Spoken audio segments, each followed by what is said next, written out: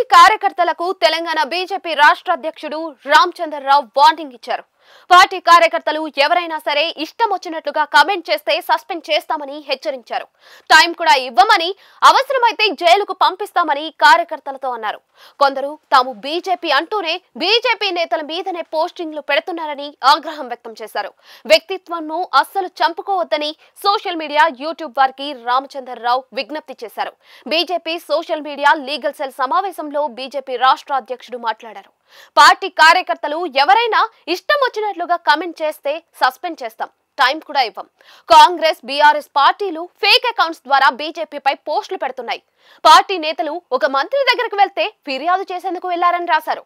ఆ పేపర్ మీద 5 కోట్ల పరువు నష్టం దావా వేశాం. మేము బీజేపీ అంటూనే బీజేపీ నేతల మీదనే పోస్టింగ్లు పెడుతున్నారు. కేసులు పెట్టి జైలుకు పంపిస్తాం. ఇప్పటికే కేసులు పెట్టాం. పార్టీ మీద ఎవరు పోస్టులు చేసినా కూడా కౌంటర్ ఇవ్వండి, దమ్ముంటే ముందుకొచ్చి మాట్లాడండి అని రామచంద్రరావు అన్నారు.